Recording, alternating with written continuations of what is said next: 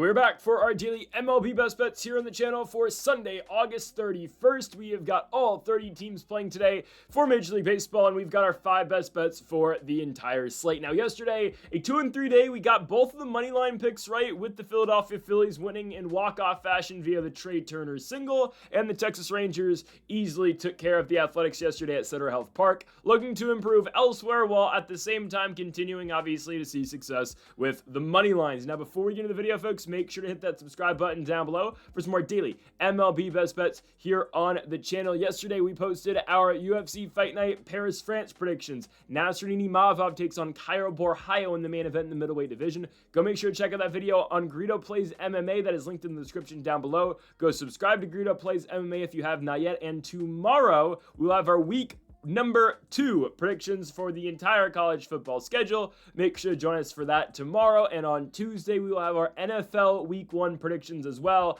We are locked in now on football season for the rest of the year. Late October, the NBA starts, and November 3rd starts college basketball as well. We've got a lot coming up here on the channel, so stay tuned. Hit that subscribe button down below for more as we get on to the first of our 5 best bets today for Major League Baseball. Kicking things off with our first money line of the day. Again, perfect in the money lines yesterday. Looking for more of that same success today. I'm taking the Cincinnati Reds to beat the St. Louis Cardinals at Great American Ballpark. I know the Reds can't win anything right now. Like, literally, nothing is going right for the Reds. They had closed the gap between them and the New York Metropolitans to 2 games, a game and a half, I believe, at one point in time. And now the Reds find themselves 5 games out of the wild card spot with a month to go. You and I both know how this is going. The Reds are not making the playoffs. I'd argue the San Francisco Giants legitimately have a better chance of getting in than the Reds. Now, neither of them are getting in, but Cincinnati now has lost 5 consecutive games after being right there with the New York Metropolitans. And on top of those 5 straight losses, they have lost 8 out their last 9 games. After winning back-to-back games in Anaheim, they again have lost 8 of 9, with the only victory being the final of that 3-game set in Arizona against the Diamondbacks. Since that win at Chase Field, 3 straight losses to the Los Angeles Dodgers in Los Angeles.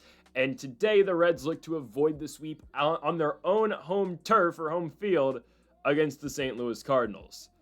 Yikes. Now, we had Reds money line on Friday night. Did not go our way. Back and forth affair that St. Louis eventually got the better of, winning that game 7-6 in the top of the 10th inning. Mason Wynn had a huge RBI single, 105-something miles an hour off the bat. 2 RBI single, ended up winning the game for St. Louis, as Cincinnati was not able to score in the bottom half of the inning. Actually, it was just a 1 RBI single, but a run was scored prior to that in the inning for St. Louis. Cincinnati yesterday doesn't look all that good against the Cardinals. They lose the game 4-2. I believe Pedro Pages went yard for St. Louis in that game. Reds got up to a 1-0 start early. Gavin Lux doubled, and they fell behind very quickly after that. Matt McClain actually, had a home run in the bottom of the 7th to cut the lead to 3-2. Ultimately, though, right, St. Louis wins the baseball game, and that was with Andrew Abbott, the all-star this season, going on the mound for the Reds. Today, Cincinnati will turn to their righty Brady Singer. The former Kansas City Royal gets the nod for them, and Andre Payante gets the nod for St. Louis. This pick for me today with this money line is not, oh, I love the Reds, I like the bats in the lineup, or I'm a big fan of Brady Singer. It's none of that. And I think, again, Singer is serviceable, actually more than serviceable, and I'll get to that in a second. The main reason I'm going Cincinnati Reds money line today is because of Andre Payante. He's been really bad. His month of August has been atrocious. He has a 10 ERA in the month. He has won 0 games in the month of August, and the St. Louis Cardinals have lost 10 out the last 11 games in which Andre Payante has started. The only win, a win over the Miami Marlins, in which somehow he went 7 innings of shutout baseball with only 1 hit. That is a pure and strict outlier in the equation for the righty for St. Louis. Payante has not been good. Again, ERA in the month of August is 10 over 22 innings pitched. He's given up 24 runs. You know it's bad when you've given up more runs than innings pitched. 34 hits, 24 runs, 22 innings. Yikes, 11 walks. He has taken the loss on the official decision in every single game he's pitched in. And sure, some good teams, Padres, Cubs, Yankees, but in his last 2 starts, Marlins and Pirates, against Miami on the 20th at Lone Depot Park. 5 1/3 innings, 8 hits, 5 runs in his last start. Probably his worst start of the year, honestly, against the Pittsburgh Pirates. 5 innings, 8 hits, 7 runs. That's not good. ERA has now gone up to 5.44 for the righty out of Mission Viejo, California. And again, Brady Singer's going for the Reds. Singer's been pretty good. In Singer's last 18 innings pitched, he has given up 2 runs. Last start against the Arizona Diamondbacks, it's the only game the Reds have been able to win in their last 11, was when Brady Singer was on the mound last Sunday at Chase Field. He goes 6 innings, 1 hit, 1 run, and 9 Ks. Did walk some guys, but that's fine. Okay, if the Reds can't win this game at home with one of their best guys right now going and legitimately the worst pitcher in the Cardinals rotation going, I don't know which game they can ever win for the rest of the season, okay? I know they're pretty much out, but again, you win this game, and the Mets, I don't know what's going to happen in the Mets-Marlins game today. Sandy Alcantara, Kodai Senga, but say, okay, Miami wins that game, the Reds win today. Okay, you're only 4 games out again. Again, are the Reds making the playoffs? No. Again, there's a better chance that, I don't know, there's crazier things, like, there's a better chance I, win the lottery tomorrow than, there's a better chance Carson Beck throws for 700 passing yards tomorrow today than the Cincinnati Reds win this baseball game.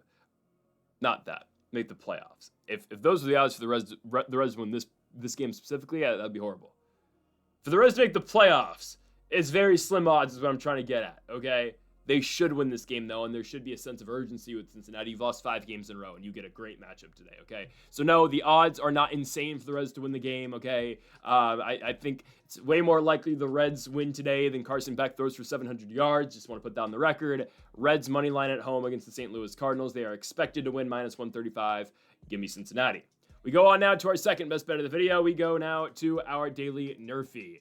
Got to go back to the Pirates and Red Sox nerfy today. Because I was looking at every single matchup today, there's not a single nerfy I like. Other than this one, and other than Detroit, Kansas City with Tarek Skubal and Michael Wacha, but it's a Tarek Skubal nerfy. You're not going to get it at a good price. It's at -160 for no runs scored in the first. So I have to resort to this, which I'm okay with. I did consider actually going Nationals nerfy today with Ian Seymour and Brad Lord, but I found a better bet for the Washington Nationals today. We'll get to that in just a few moments here. But today's nerfy, again, comes at Fenway Park. The starting pitchers tonight between the Red Sox and Pirates will be Mitch Keller and Lucas Giolito. Keller with a 4.35 ERA this season, coming off a start against the St. Louis Cardinals, in which he went 6 innings, 3 hits, and 3 runs, but 9 Ks. Flip side, Lucas Giolito has a very impressive 9-2 record this year. Again, records in baseball don't mean much for pitchers, but Giolito's coming off a start against the Baltimore Orioles, in which he went 8 innings, 4 hits, and 0 runs allowed. So Giolito's been really good. You combine that with the fact that the Pirates lineup has won back-to-back games for their team. Crazy, right? Pittsburgh's won the first 2 games of the series at Fenway Park. They took advantage of Dustin May yesterday, and they did actually score in the first inning as well. Tommy Pham keeps on doing it, even though it was actually a ground out. But still, Tommy Pham's the one guy in this entire equation that can screw up our nerfy today. And I'm kind of concerned, but we'll get to that in a second. Anyways, yesterday, Pirates jump all over Dustin May, and here's the thing, right? Pittsburgh has won back-to-back games in the series. They won on Friday with Paul Skeens going, and yesterday they put 10 runs on Dustin May and the Boston Red Sox. Surprising, but Pittsburgh, yes, has already clinched a series win here up in Massachusetts at Fenway Park. I don't know if they win today. I don't think they win today, but if anything, I believe the bats have to be colder tonight, especially with Giolito going, who has really shown out recently. Surprisingly, I'll be honest with you, but Lucas Giolito's ERA in the month of August is 2.56. You include that start against the Orioles, again, 8 innings of shutout baseball, an 8-inning appearance against the Houston Astros where he only gave up 1 run, and a 7-inning performance against the Miami Marlins where he only gave up 1 run. Giolito's been really good. So you got to give the guy credit there. We have to be able here to side with Giolito, and I think, again, it's in a good spot. Like I mentioned earlier, the one guy who concerns me with the Pittsburgh Pirates lineup is legitimately Tommy Pham. He's killed us before on nerfies. Hopefully he doesn't do it again. He's the one guy. Pham's batting .265. Yesterday, again, he's the one who ends the nerfy. In all fairness, he grounds right into, or he puts the ball right into the ground. Dustin May forces a ground out, but ultimately it scores a run. Boston takes the out at first, right? Ball's hit right to Alex Bregman. Only plays at first base. Bregman throws out Pham. But again, Tommy Pham's just situational awareness to put the ball in play, put a ball in play, likely scores a run. That breaks up the nerfy.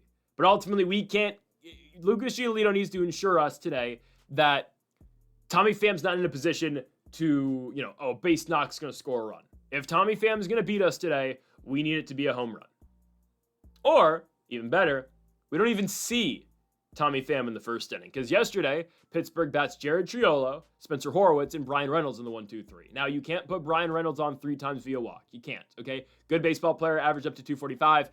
This season, though, again, Reynolds is not deserving of that respect.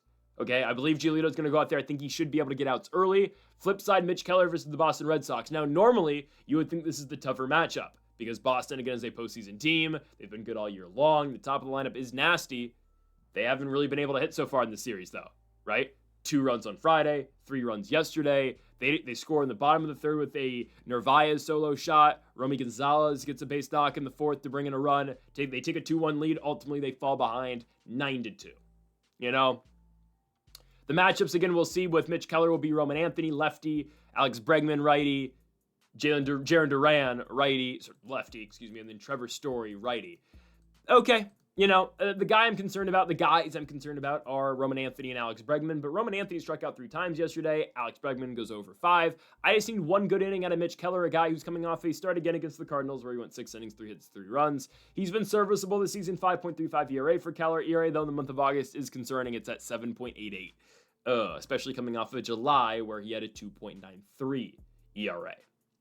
I think we're going to be all right, though. Again, look at the way Boston's been hitting in this series and combine that with the fact, okay, Lucas Giolito is the best starting pitcher on the mound tonight, and he's facing a lineup in Pittsburgh which is due for some regression. Trust me, I've watched the Pirates enough this season. I know that, multiple 10-run nights just don't happen for this team in back-to-back days. I think Lucas Giolito is going to be solid for us tonight, and I do believe Mitch Keller is going to find a way to get himself out the first inning unscathed. Give me the nerfy today at Fenway Park between the Pittsburgh Pirates and the Boston Red Sox. Nerfy line is at -120 today, again, at 10:35.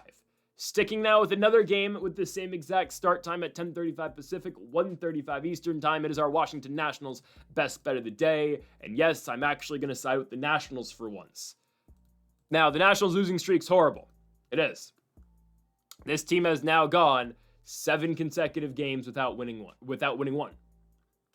It's just, how am I supposed to be a fan? I don't know. But the Nationals have lost back-to-back games at home in D.C. in this series with the Tampa Bay Rays via identical scores, 4-1 losses in back-to-back days. And of course, we've had Tampa Bay Rays team total over 4.5 in back-to-back days. Thanks, guys. You faced Mitchell Parker and Jake Irvin, and you can't score 5 runs. Reminds me to not bet on the Tampa Bay Rays, right? It's okay. It's all right. It's fine. Today I'm going to side with the Nationals. I know they haven't scored 4 runs in a baseball game since the first game they played in New York against the New York Yankees. I understand that. If they're ever going to put more than 3 runs on the board, it will be tonight. Starting today, or at least opening today for the Tampa Bay Rays, it will be Ian Seymour, the lefty out of Madison, Connecticut, with a 3.18 ERA. And coming off a very impressive start, though, I'll give him credit. Last start at Progressive Field against the Cleveland Guardians, Seymour goes 5 innings, 1 hit, and 0 runs. That's concerning, but the 2 starts, or the 2 appearances prior to that for Seymour, though, against the Giants and the Yankees, kind of shaky. 3 1/3 innings against San Francisco, 3 hits, 2 runs. All right, that's serviceable. I believe he came in relief for that game. And then his last outing against the Yankees, or prior to the Guardians outing, 3 innings, 6 hits, 6 runs, 3 home runs. It gets to a point where it's just like a lineup's just so due. They are, and I hate saying that, but it's true. A lineup's so due to actually put runs on the board. And I will save you the long-winded Nationals rant today, because there's nothing to really complain about other than Jarlin Susana being injured and whatnot. Again, if you want to hear about the Washington Nationals, go to Greedo Plays Clips on TikTok. I talk about that every day. Yesterday, again, was just a expected Nationals game. They can't score. They have multiple opportunities with runners in scoring position. They go 2 for 9 with runners in scoring position. Yesterday, Paul DeJong goes 0 for 3 again with runners in scoring position. Nats have 4 hits all game long. Ryan Pepio goes 5 innings and 0 runs. Okay, you get a guy in Seymour who's a lefty. The righty should take advantage. Now, I don't know, again, Paul DeJong was hitting so well, and now he's batting third. Yesterday, he goes 0 for 4 with 4 strikeouts. I would expect, again, he would have to stay in the lineup because of the lefty and Seymour opening. Should be a matchup that we should be able to exploit with DeJong, but after yesterday's game, I don't know what I can get out of him. Andres Chaparro likely gets a start at first base, obviously with the left-handed pitcher. Okay. Why is Luis Garcia batting 8th? I don't know. Dylan Cruz gets a great matchup today. Righty-lefty, love that. Wood and Abrams, again, will have to deal with the lefty-lefty spot. I've never been concerned, honestly, with either of them having to go lefty-lefty. Especially CJ. James, again, can get a little bit shaky. But, and Radams, too. Riley Adams got the average up to 200. He hits left-handed pitching fairly well. So, I think all things considered, the Nationals are a team, again, that has gone 4 consecutive games without scoring 4 runs. That's atrocious. That's horrible. That's not major league caliber stuff. That's horrible. But it comes to a point where a lineup is so due. Now, do I think the Nationals win the game? Actually, no. I don't think so. I have a weird feeling that Brad Lord's going to have a serviceable night, but still give up like 3 runs. I think he's going to go like 6 innings, 3 runs. It'll be 4-3 going into the 7th inning. Bullpen's going to blow it. I hate being negative about the Nats, but that's kind of how I feel like this game is going to go, especially the way this losing streak has gone, you know? The Nats have not won a single game since I proclaimed that they were going to sweep the New York Yankees. Yankees fans had a lot of fun with that on TikTok and Twitter. It was hilarious. Whatever.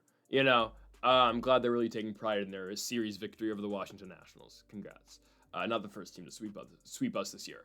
So that's why I'm not taking Nats money line. I think 3.5 runs, though, is fairly easy. It's light, I get it. Seymour had a really good last appearance. I doubt that happens in back-to-back spots.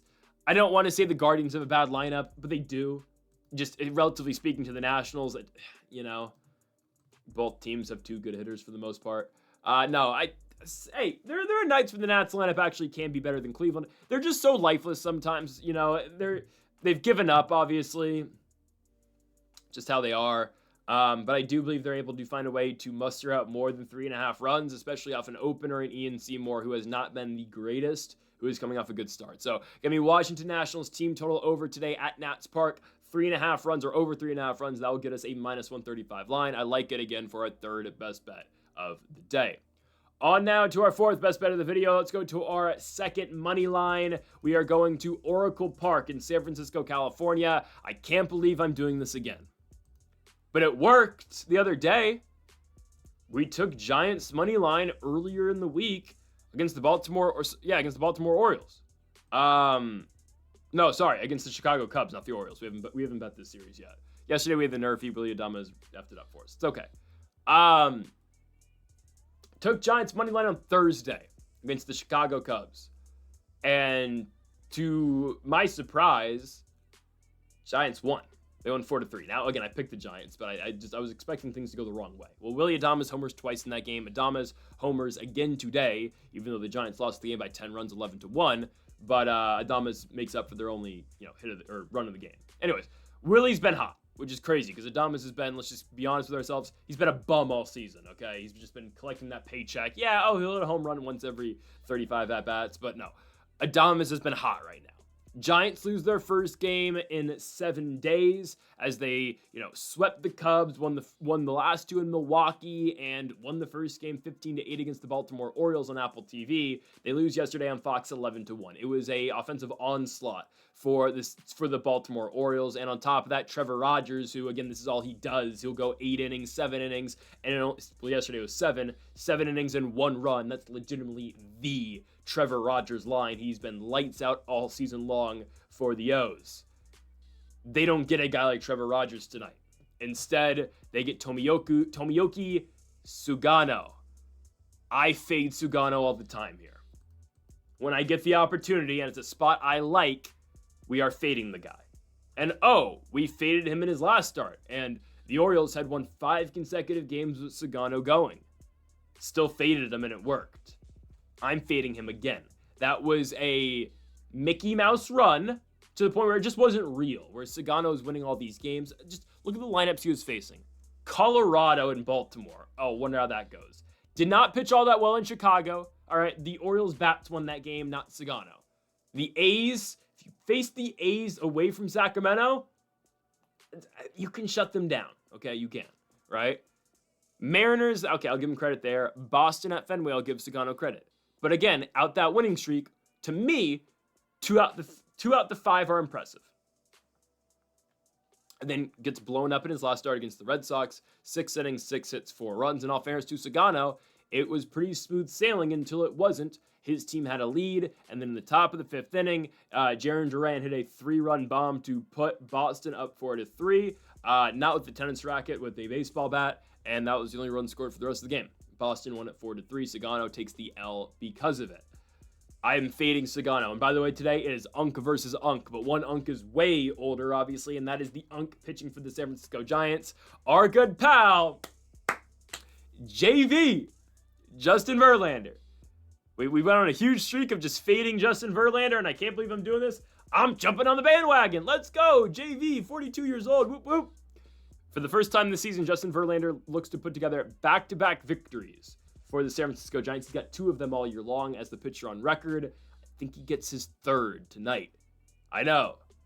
I'm just looking at the matchup here, guys. I feel like Baltimore's lineup is scoring 11 runs yesterday. You know what that means? Guys, they scored 8 runs in the first game of the series. 11 runs yesterday. That's not 17. That's 19 total runs in the first 2 games of the series. That's amazing. Guys, I'm telling you, Baltimore's lineup's not going to do that again. There's not going to. And I know, Verlander's been bad. I've been the biggest, I've been the most vocal, and not anti-Verlander because I don't dislike JV, but I've just been, I see Verlander on the schedule. We fade him. It's just like, if we see Skeens on the schedule, we're tailing. If we see Verlander, opposite, obviously, right? I'm just looking at this from the perspective of, I don't think Baltimore does this in 3 straight games. I don't think they do. I like a lot of guys in this lineup. I truly do. And again, not a big fan of Baltimore. They play in the DMV, if you consider Baltimore in the DMV. But obviously, my favorite team is kind of rivals with the Orioles. Kind of. League realignment will be huge rivals. But the guys at the top of this lineup are nasty. Jackson Ollie. I love Jeremiah Jackson. Yesterday, a 2-for-5 day with 4 RBI. Gunnar Henderson. There are good guys in this lineup. Ryan Mountcastle's in the ball well, right? It's a good lineup. Especially they're very top heavy in all fairness. I don't think Sagano's that great. And here's the thing too, guys. The Giants struggle to hit the ball some nights, and they struggle to put the ball in play some nights. Well, now you put them up against a pitch-to-contact pitcher in Tomoyuki Sagano. You re-enter a lefty like Dominic Smith into the lineup with the righty going, and it just favors the Giants a lot because there's going to be so many hittable pitches for Elliot Ramos, for Rafael Devers, who's hitting really well, for Willie Adames, who's come through in the best stretch as a Giant so far for him. I don't know if Matt Chapman can pull off his weird voodoo magic, right? But there are guys, Jung-Hoo Lee versus a pitch-to-contact pitcher, that favors the outfielder for the Giants. A lot of things I think in this matchup go well for San Francisco, and additionally, right, Baltimore scores 19 runs in the first 2 games of the series. We saw the regression from the Giants after scoring 15 runs on Friday night. They score 1 on Saturday, obviously just the Adames solo shot. They're due for a bounce back. Baltimore is due again to kind of go back to what they were doing for most of the season, and that's a team that is 14 games under 500, and a team in 4 games in a 4-game sweep loss against the Boston Red Sox scored a combined 7 runs. Again, they are going to kind of fall back to that, and I believe San Francisco rises to the occasion against a pitch-to-contact guy in Unk Tomoyuki Sugano. I believe the other Unk outduels him tonight. Give me the 42-year-old Justin Verlander to beat the 35-year-old Tomoyuki Sugano. Giants money line -140. On to our final best bet of the video. We are going to our best player prop of the day, and I'm picking the National League most valuable player in Kyle Schwarber. You are not telling me this guy is not the most valuable player in the National League. He is, okay? And I don't want to go down this rabbit hole, but you know who's going to have a better record in the regular season? Philadelphia or Los Angeles. It's the Phillies. Who leads the MLB in home runs? It's Kyle Schwarber. Who's going to have more home runs at the end of the season? Kyle Schwarber or Shohei Ohtani? Kyle Schwarber. Yes, Ohtani's average is better, but just because you pitch 4 innings and have a 4.5 ERA does not mean you're the MVP over a guy who's having an all-time great season or a career best season on one of the best teams in baseball in an all-time type of season in terms of RBI. You don't not give the MVP to Kyle Schwarber. But they won't because, Ohtani's a big market star, and, he's got a lot of fans. Anyways, Kyle Schwarber rises in big occasions. There's a reason Kyle Schwarber is top 10 all-time in postseason home runs, right? I believe both him and Bryce Harper are top 10 all-time in postseason home runs. I think Harper is there, yeah. My point with this is Kyle Schwarber shows up in the big spots. Tonight's a big spot. Sunday Night Baseball. The Phils are looking for a 4-game sweep of the Atlanta Braves. After getting swept in their own right at Citi Field against the New York Metropolitans, they come back home to Philly, blow out the Braves on Thursday night, win a very close 2-1 game on Friday, and they are a strike away from losing yesterday in the 10th inning, the bottom of the 10th. But Trey Turner slaps one into right field, 100-something miles an hour off the bat. That's not a slap shot. It's a pretty well-hit ball. Braves win the game. Not a great throw by Acuna, and whatever. Braves lose the game, and Phillies win 3-2. So you go from, again, getting swept to now winning 3 in a row, and your lead back in the National League East is 6 games, and you can continue to improve on that tonight. They're going to win tonight. I'm not really too concerned about that. Hurston Waldrop versus Jesus Luzardo. I wouldn't play the money line there. If you want a money line for the later spot today, just take Miami to beat Notre Dame. They're going to win that game. Okay, trust me. Carson Beck, best quarterback in college football, other than maybe Devin Dampier from Utah. Shout out to my guy. I don't actually know Devin Dampier, but I'm a fan. Anyways, Schwarber shows up in the big spots. Okay. Hurston Waldrop is going today for Atlanta. ERA is 0.9 this season for Waldrop. Last start against the Marlins, he weaved his way out of danger. I'll say that. Hurston Waldrop in that start got 16 outs, 8 hits, and 1 run. So many spots where the Marlins had guys on base. There was a spot, I believe in the 4th, where the Marlins had bases loaded, no outs. They got 0 runs. Waldrop, again, navigated. He managed in that start. But you give Philly that many opportunities, and it's just not going to go well for you. And I think Kyle Schwarber rudely introduces him to prime time on Sunday Night Baseball tonight on ESPN. I believe Kyle Schwarber is hitting a leadoff home run. That's my belief in the spot. You know, it's just, you look at what Schwarber's done this year. It's nothing short of incredible. He's been great. Hit the 4 home runs on Thursday's game, or in Thursday's game against the Braves. 1 hit on Friday. It's a single, and then an 0-for-4 spot yesterday. Yeah, the guys do. And in terms of, again, what Schwarber needs to accomplish in terms of making ground in the MVP race, if I had to vote, I'm voting for Schwarber. And that's not because he used to play in D.C. I legitimately think he's more valuable to the Phillies than Ohtani is right now. He's having a good year. Schwarber's having a better year. But in terms of narrative and in terms of perspective on primetime television, Schwarber needs to show up tonight. He just does. It's the only game on at 4 o'clock on ESPN, or just in baseball in general. Schwarber hits a home run. That does great things for his MVP campaign with a month left of the season. Again, a guy who's batting .250, 49 home runs, and 119 RBI. On top of that, as well, Schwarber's looking for home run number 50 this season. He can be the second guy to do it all year long, only behind Seattle's Cal Raleigh. 2 guys, by the way, in Schwarber and Raleigh, who both deserve their league's MVPs over the superstars. Well, they are superstars in Judge and Ohtani. I believe Kyle Schwarber takes advantage of the matchup here against Hurston Waldrop, who's been good, but again, wasn't dominant in the last Miami start, just found ways out. If you're trying to find ways out and are not pitching dominant against the Philadelphia Phillies, it's not going to go your way. Miami was able to consistently elevate the baseball against Hurston Waldrop. If Kyle Schwarber elevates the baseball, you can see it, you can kiss it goodbye. It's ending up in the seats. Kyle Schwarber over 1.5 total bags. Again, I would go home run, but for the off chance Schwarber gets a double, hits 2 singles, which is rare, but if it happens, I'd rather have minus 105 than just purely banking on a home run. And it's not like the home run odds are that much better. They are better, obviously, but it's not, I'll compare it to Bryce Harper's home run line tonight, right? Kyle Schwarber had a home run in this game. If I can find it real quick. His first at bat is plus 950. To hit a home run, Kyle Schwarber is plus 215. For Bryce Harper to hit a home run, it's plus 340, right? It's just like, you don't get that much of a boost with Schwarber. I'd rather take the safe approach and have 1.5 total bags, but you can play plus 215 if you so choose. Kyle Schwarber over 1.5 total bags on Sunday Night Baseball against the Atlanta Braves. Phillies probably win, but again, we just care about the NL MVP this season, Kyle Schwarber.